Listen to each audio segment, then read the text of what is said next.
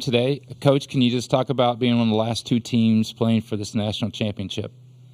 Yeah, we're fortunate. You obviously got to get some breaks along the way, and then the old cliche, you got to make your own breaks too. So whatever combination it's been, we'll take it. I know one ingredient combination, whatever you want to call it, has been our fan base has been phenomenal.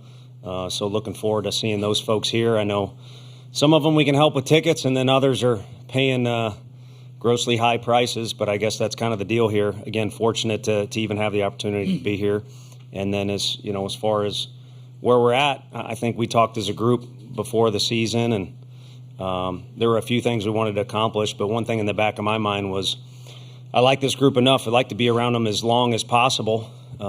Maybe there's a cutoff point somewhere, but we've kind of reached that as it relates to getting as much hangout time as possible with this group. Great, thank you. Well, questions now for the players. First one's right here. And right there. Kirby, I'm curious. What was it like facing Tennessee and y'all's lineup back in the fall? No, it was definitely hard. You got a lot of guys 1 through 9, and then you got all the guys that that helped them get to where they're at right now. But no, it was tricky. You can't throw them anything because they can leave the yard whenever they want. So you're trying to help yourself out in the fall because you want to be able to throw in the spring. Howard Borden, KOBM Omaha coach, and Kirby and Kavaris, congratulations to you in Tennessee for reaching the championship series. A quick question for Kirby and Kavaris. It's kind of a two-part thing. Just the camaraderie of your ball club from fall ball to this point, maybe you could comment on that. And then just as student athletes and fans of the game, what do you like about A&M and their style of play as far as competing for the championship? And again, best of luck to you. As far as it goes with our team camaraderie, I think that started in the summer, which is something that was really big for us players returning. And we all talked to each other whenever we first came back from summer ball or just, a small break. And we decided that, we wanted to start hanging out with each other a lot earlier and kind of get that process going. And so whenever the season comes around, we're all moving together in one direction. Yeah, I think alongside with that from KT is, this group wanted to be together. We wanted to hang out, off the field, on the field. No matter where it was, we just always wanted to be together, and it's shown all the way up until now. We got guys, going out to eat, doing everything they can to be with each other. And as far as your one question, I think this is a SEC series that did not happen during the regular season, obviously. But I don't mean to speak for anybody else. Both sides are probably pretty happy it's at a neutral site. Their place has their own unique brand, how they do things, and you'd be remiss if you didn't say it gets rowdy in that ballpark. And then I guess you're only as good as your last game, so to speak. That Evansville game that Xander pitched in was absolutely bananas with our fans. So maybe it's best that it's on a neutral site. Questions for players? Right there. Wilson Moore from the Omaha World Herald. Kavaris, being part of this lineup with 20 home run hitters, just 520 home run hitters, just how does that make your job easier? How does that help having that much depth in the lineup for you? I don't know if I would say it makes it easier because I think we're all competitive, and so if Dylan Dreiling, for example, hits a home run, then I'm kind of looking at him like, hey, you know what? I think I want to hit one too. Why don't you just have a good at bat? I was getting there. Okay. But whenever I actually get up to the plate, then I'm just thinking about having a quality at bat. His answers are a little more reserved than his little brother's. And he doesn't, I probably shouldn't say this till his time is done with us, but one of the main reasons we kind of stayed hot on the trail of KT was how likable his little brother was. He was much, younger then, but a great family. So he did a good job in that interview. I don't watch much of that stuff, but I did watch that one. Question right here. KT, you talked about it being a point of emphasis in the summer to build that camaraderie. Why was that important to this team? Why did y'all feel like y'all needed to do that? Because in my personal opinion, I think team chemistry is something that outside of, just natural abilities, I think that plays a huge role in how a team plays on the field. And I think the closer we got throughout the fall and throughout the season, I think it made it a lot easier for the freshmen to kind of make their adjustment a little quicker and kind of get a feel for what goes on and, how we approach every day at the field. Thanks. Good questions. 1, 2. Ben Peck, NBC College Station. Kirby, when you look at Texas A&M and how they take their at-bats, obviously they draw a lot of walks and get into a lot of deep counts. Just what makes it difficult from a pitching standpoint from what you've been able to see for pitchers to just put guys away and for them to be able to extend it and, cause some trouble for people? Yeah, they have a lot of competitive at bats. You mentioned a lot of walks, a lot of long at bats, but I think our main thing is we're going to do what we do. We're going to throw strikes and pound the zone. So like Coach A taught us, and we're going to go out there and let our defense play behind us. Ellie Williamson from the Players Lounge. This is for everybody, but 1951 baseball team. The last time the Vols were in the finals of the College World Series, they had Robert General Neyland throw the first pitch. If y'all had the choice or the ability to choose, who would you have throw the first pitch out? That's a tough one. I don't like committing to stuff, but right off the bat, it'd be pretty cool to have Rod Delmonico back in the mix. He's been a big help to us, but really the players that played for him, including one that's here now and Chris Burke, have just guided us because each place is unique. Texas A&M is different than Tennessee. There's different ways to do it. There's different ingredients. And a lot of the players from those eras have been great to us as far as just letting us know what works, what doesn't. And they've been supporting us through thick and thin. And I'm glad that they get to watch our guys compete in a situation that they are in this weekend. Who you got? You got it. I'll just say Chris Burke. I'll go Todd Helton.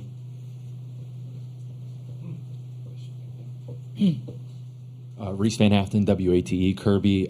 It seems like every time there's a jam, Tony seems to pick you out and choose you to go, and you go in almost every game. How do you mentally prepare yourself to pitch in every single game, especially when there's 3 straight coming up? Just take a lot of time in recovery. Our nutritionist, Beth, and our strength and conditioning coach, Q, have done a great job for us, helping us recover, making sure our arms are ready to go and, we're hydrated. And I think that's a big thing. And then having the trust from Coach V. Go here, then here. Kavaris, how would you describe the mindset of the team these last 2 days going into the weekend, and what is the mindset as you all play for national championship? I don't think our mindset's changed throughout the whole season, and that's just to take it one game at a time. And something that I know that we talk about a lot was in the fall. Coach V mentioned, and I might get it wrong, but there was this player who thought their whole goal for the whole season was to be locked in for every single pitch. And I think that's something that, for me personally, I have tried to do, and I've definitely talked to some of our other guys out there about that. And I think collectively as a group, I think we do that pretty well.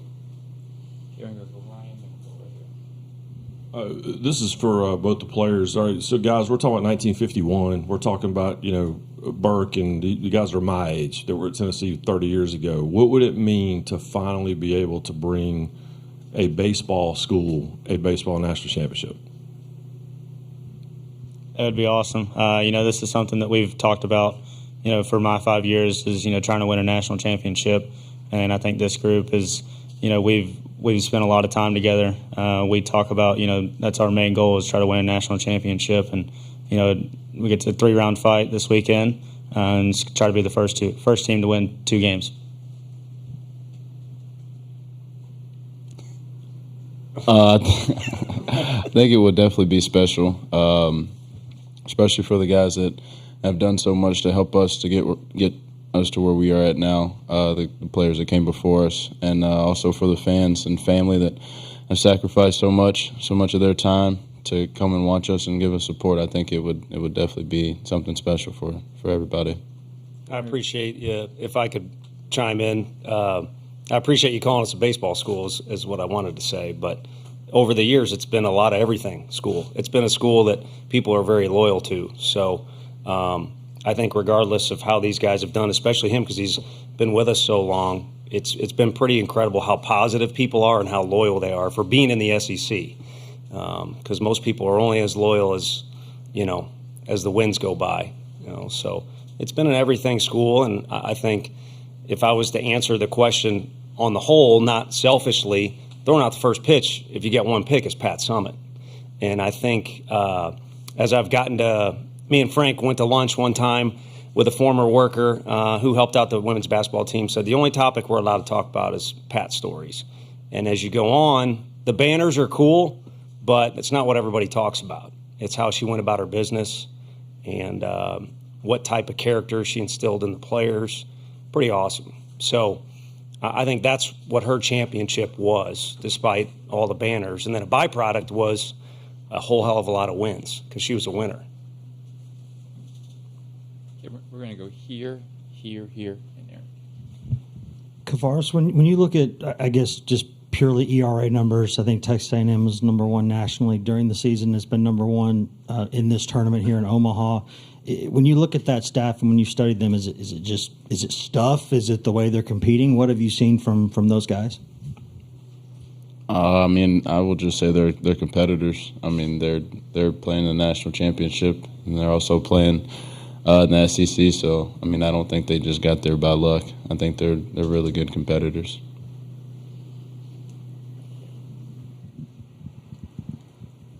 Karthik Venkatraman, WBIR in Knoxville. What do you guys feel like you guys learned about playing Texas A&M in the SEC tournament?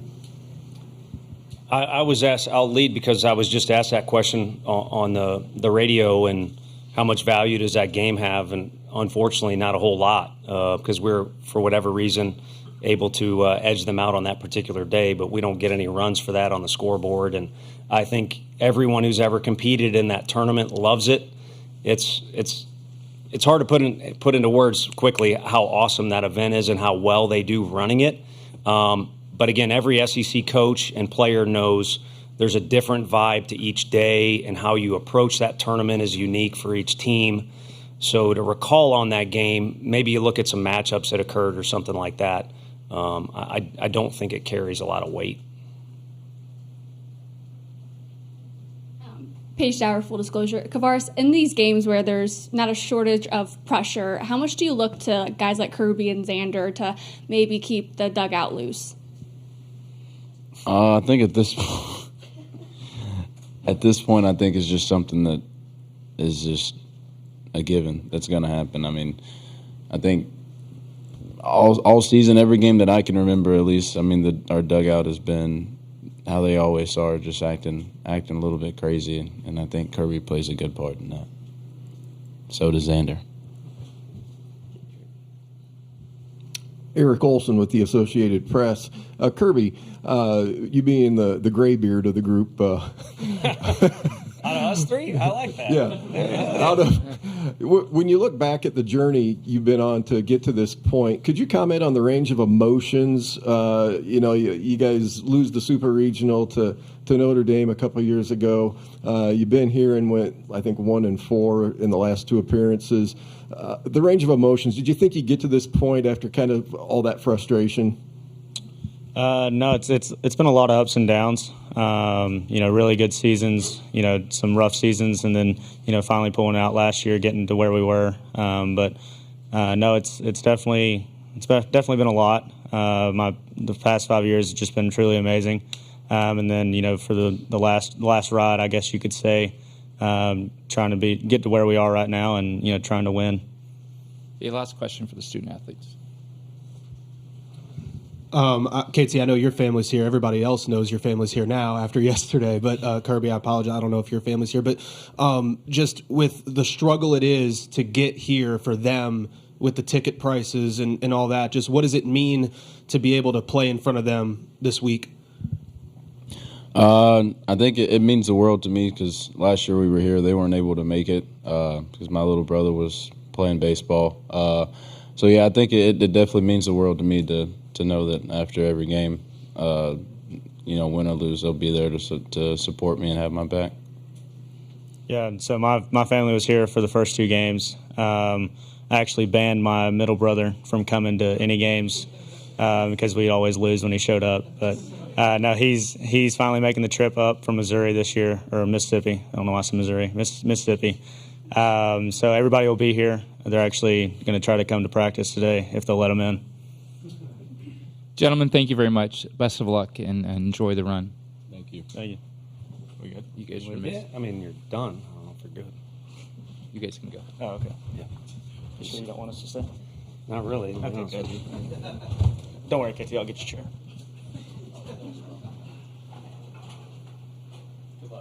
Thanks. Hey, we'll open up. We'll go Eric here. The first two questions, and we'll go over here with Coach. Tony, how do you?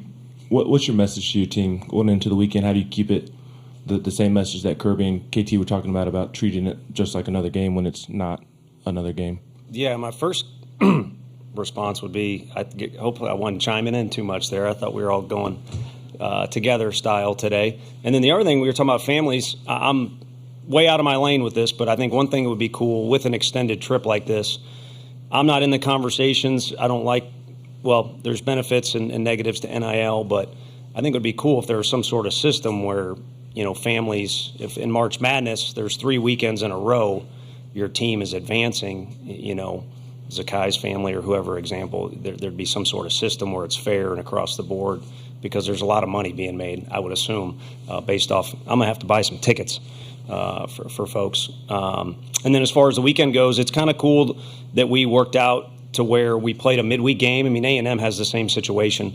You kind of played a midweek game Wednesday instead of Tuesday, and then we play Saturday instead of Friday. So you're kind of in your rhythm there that you were all season long. It's been a while since we've been there, but you have a practice yesterday that's similar to what we would have done on a Wednesday, and then we'll have a practice, today that would have been similar if we were on the road, which we are, to prepare for the weekend. And then you got a weekend series, like I said, against an SEC opponent. Yeah, Tony, Eric Olson again, AP. Kind of the same question I asked Kirby. You talked about the slow build the other day after the game. Just what was your range of emotions? I mean, were you, just trying to get over the hump after, the being here and also the super regional a couple of years ago? Just kind of what did you go through? On the whole, as far as, being here from the start, is that what you mean? Yeah, I mean, just kind of the obstacles that maybe you didn't clear and now you have. Yeah, no, that makes sense. I think, again, it was kind of my tangent about Coach Summit, I think applies certainly to what she had going on, and by no means would I ever compare myself to that at all. But what it is for me is like after last year and the year prior and then the buildup of the program, kind of one of the things we did talk about in that meeting where we had a dry erase board behind us and wrote down things we'd like to accomplish. One of my personal things was just to get excited about coming to work every day. And in tough situations like we were in at Florida State, feel really, really good about the group that you're with, that you can overcome anything. And if you happen to not overcome it or the game ends and the scoreboard doesn't work out in your favor, you can kind of look around the group and feel good. Everybody had each other's back. Everybody showed up and played for the group before themselves. And I kind of even alluded to that in here. Going into that first game, we had a little more time than we thought we would in one of the smaller locker rooms. So it's tight. And it just took a moment to look around the room, and it's like we're going up against arguably the best pitcher in Arnold in this deal. And again, I know others would argue. I don't like the fact he's throwing against us, but I like this group I'm looking at right now. We'll do battle with this group and have fun with this group with a loose dugout any day of the week. And so that's kind of, to me, where the achievements have come this year. Got a couple questions on this side. Eric Kane, VaultQuest.com. Tony, how is Hunter Inslee progressing, and do you expect him to be back in the outfield tomorrow, or is it kind of a TBD? Yeah, today will have a lot to do with it. So, maybe a quick blurb for you afterwards on how he looks. And I think he could go out there. It's just a matter of matchups, and we feel good about our depth, too. There's other guys who can play the outfield and play in different spots. So we don't want to push it, but at the same time, he's our guy, so we want him in the lineup in some capacity. But I think there's a lot of time between now and first pitch tomorrow, so hopefully that'll benefit him. Tony, kind going off of your point earlier, talking about Pat Summitt and obviously rebuilding a program, there's this picture of you from, I think, maybe one of your first summers here at like that picnic table, the lemonade stand, to where you are now. The team obviously, calling this journey surreal. Has this journey for you, though, sunk in from like where you came in to where you guys are now? A little bit because of last night. So the timing of that question is interesting. Normally I would say no. It kind of goes by fast and you're caught up in the moment so much. And here is such a unique combination of downtime and obligations. But last night I checked my phone before I go to bed, and on the little iPhone they send you like 5 or 6 pictures, which are kind of scary. Some of the ones you get. But I got one of me and my dad on the field, and it's natural grass, and there's nothing but a bunch of trees in left field. You can't even tell that there's any porches. And so I sent it to our video coordinator, Coach McCann, and we had a back and forth about all the things in year one that were there that are not there now. So, again, the timing is pretty interesting and took a moment to do that. And it's been fun. And like our stadium, I wouldn't want it any other way. We've had this kind of steady progress. There hasn't been one big upshoot in anything in particular, but it's been this steady progress, maybe maturing a little bit to where you don't do lemonade stands, and we have more fans to where you don't have to do lemonade stands. So, yeah, it's fun to make progress, and as they say, the journey is kind of what it's about. It's been a fun journey in particular this year. We have 1, 2, 3, 4, 5. We got probably the last 6 questions here. Tyler Shaw with KBTX in College Station. Tony, you said you liked your lineup and your group, against anybody. What have you seen from A&M's pitching staff and the way they've been playing, especially this Men's College World Series? And how do you like that matchup? Yeah, I mean, in that particular instance, looking around the locker room, you're looking at all kinds of guys. I'm reflecting back there. I'm just kind of talking about our group being good about competing against anybody. But obviously, you get into matchups with our lineup and. It's like, man, Florida State, and then Florida's younger guys are getting more experience, which A&M shut them down. And you got the most dangerous guy, him and Charlie. I don't include our players in any of that, in CAGs. So they're capable of shutting down anybody. And then again, you get to this point, every lineup, I feel like ours and theirs can get you from any one spot. And there's, a lot of uniqueness to each lineup, too, where there's a variety of ways that they can get you. And I feel we're included in that group. But, we're going to have to go up against Prager. It'll be the second time. And he's given a lot of people fits, either a lot of strikes out of him, but also gets guys to chase out of the zone a little bit. And he's, at this point in our league or the ACC, too, you got about as much experience as you're going to have. He's already thrown on that mound out there. So it's up to us to put our best foot forward, or just put ourselves forward, stay true to who we are, and he'll be trying to do the same thing. And then you look at the guys that are available afterwards, or better yet, look at the way they've gone to the bullpen in the postseason. He's not afraid to go to the bullpen early because he knows he's got weapons down there.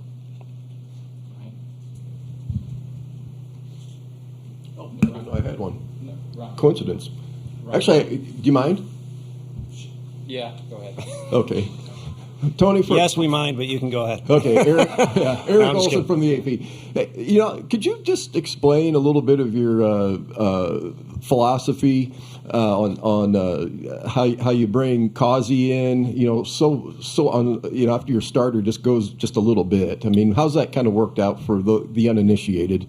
Yeah, I think it depends on the particular situation. There's no script before the game, but we kind of vibe things out, and sometimes it makes sense, sometimes it doesn't. There's been occasions, including recently, where Stom's throwing the ball really well, but you go to the bullpen earlier, and there's been times where we could have left Causey in, but we take him out because we're confident in the guy that was to the left of me and others. So I forget who said it. I believe it was even an MLB game. It wasn't a college game, or it might have been Sully. You make a decision and you look smart if it goes well, and you don't if it doesn't. But I reflect on some of the ways we've used guys. Sometimes you look back and like, that was not the right move, but it worked out. And then there's other times where, I'm second guessing myself or go over things with Frank, and he's like, that's 100% the right move. It just didn't go that way. So, we'll go with our gut, and we'll go with a group of guys, like I said, in that locker room that we feel good about regardless of how the result goes, as long as we stay true to who we are. Tony, I think you as a coach and this program has been known for its emotion over the years, sometimes good, sometimes bad. How do you manage that? How have you evolved about managing that in that dugout, particularly in the biggest game they'll ever play in? Sure. No, I think it's all good emotion if you ask me, because you're doing – we talked about KT's family, and KT alluded to the support staff, Megan Anderson, our academic coordinator, Q, all the people that are helping these guys. I mean, heck, they get massages now, cryo. They get every resource in the world. What a disservice you're doing if you go out there and someone questions whether you had passion for what you were doing, or had any energy or enthusiasm for what you're doing. Even if you're just like the guy that I was in the dugout that's warming up the outfielder, freaking do it as good as you can. Otherwise, it's a complete disservice. And so I like thank yous from kids, but you all know it too, either that are parents or just a friend. You know what appreciation looks like, and it's not saying thank you. And so I think that's the best way to show appreciation, and I've tried to practice what I preach. And so in that dugout, sometimes we've executed that passion better than not, kind of what you're alluding to. But I think in this particular year, our guys have had a good little sense of what 9 innings is all about and how to navigate those waters. And you can throw pregame in that and even postgame in the middle of these series that we've had to play. So for now, I keep kind of saying our guys need to stay true to who they are or be who they are. That's all we want. We talked about it because last time, a couple times we've been here, you look around the stadium and next thing you know, the game started and you're not the group that you were that got here. You plan on using the same pitching plan you all have used most of the year, and just how much confidence is there in the way that's worked out? Are you a spy for Texas A&M? We can't. No. Yeah, we don't have anything, different. I guess Wednesday, Xander would make the joke that he pitched the midweek game like he did the other day. But we'll kind of take it one game at a time, literally, with our guys withstanding beams. So we're right back to where we started the year. We wanted to play against Texas Tech, a great program, and throw everything in the kitchen sink at them. But we also knew Drew Beam was our guy that's provided some consistency and experience. So we wanted him to throw game 2 and do his thing, and we would work around that. So in a way, we're right back to where we started and don't really see a need to do anything uniquely different other than, again, just kind of go with what our gut is for that present inning to put ourselves in a decent position. Now batting on deck in the hole. Jacob Richmond, Lone Star Live. Coach, could you talk a little bit about your time at TCU working under Coach Schloss and maybe if there's anything that kind of stuck with you that got you here to this point today? Another thing, that timing is good because this morning I was talking at breakfast. Randy Mazey, whose West Virginia team went on a phenomenal run this year, retires. Baseball got worse without him around, but he'll still be around, and he's way over opinionated, so he'll always have opinions. But yeah, in Fort Worth, we shared an office, and Coach Schlossnagle was down the hall, and me and Mays shared an office. His back of his chair was right here, and the different projects and ideas and things he had were very. They helped me along the way. It was a good education, and then also some of the stuff he did was incredibly dumb. He tried to teach himself to be a stockbroker and things like that. So it was interesting. And then the other thing I can speak to is this common theme I've been throwing out about stay true to your roots. Went from Missouri, which there was a lot of success thanks to guys like Max, and Coach Jay was very good to me, but it was time to, first of all, it's nice to get south of the Mason-Dixon line. But the first month there, I was honestly miserable because in my head I thought TCU had just played in Omaha and Missouri has never done that. So I got to do something different. And ended up kind of, it was like Talladega Nights. I had a pretzel in my head. And come to find out, if I would have just started that month and started that year and been who I was, which is certainly not perfect, I think things would have started off better. But all in all, it was, I felt like things went well, and it was nice to go into the SEC, no doubt about it, but a new there was some talent being left behind and would miss out on some success. And I'll be dang if Boomer White didn't get a bunch of hits and prove that theory right. Now he's an Aggie too. With the Bryan College Station Eagle, Coach, when you saw that it was going to be Schlossnagle and the Aggies in the finals, what thoughts, emotions came with that, with a guy you had a relationship with? Yeah, no, we, it's kind of funny. We finished that game on Wednesday, and again, there's so many obligations, and you thought here is finally a moment to catch your breath. So got back to the shower quicker than ever had, back to the hotel, showered quicker than had before after any games, and went and had a big Italian meal with some friends that came in town and family. We were able to get a big enough table.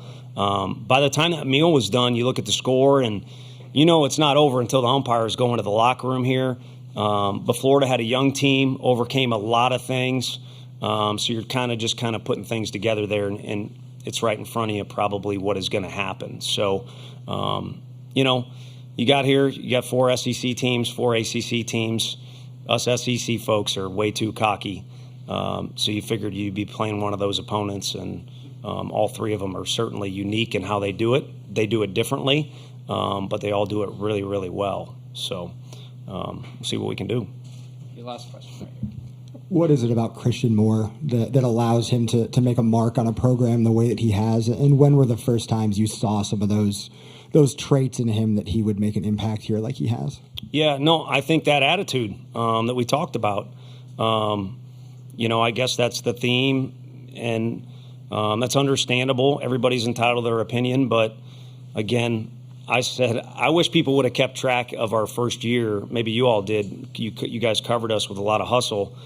There was a lot of we took a lot of abuse on our field and other fields too, either on the scoreboard or across the way. We were bullied is the easiest way to say it, and no one wanted that feeling again, and not just in SEC but non-conference play. So I guess you have to bow up in that situation, and that's what a lot of players did, and it worked for us. And it wasn't certainly something, again, on a PowerPoint or dry erase board, but, we wanted to play with some attitude and a chip on our shoulder, because look at who we're going up against, the in-state players of Florida, the fans in the stadium, and tradition and in-state players at Texas A&M, so on and so forth. So that recipe's been there, and our best players have had it. Now, some do it differently. Gilbert really wears it on his sleeve. Jake Rucker, it's kind of more internal, but he got it. And, I think Simo has a ton of that.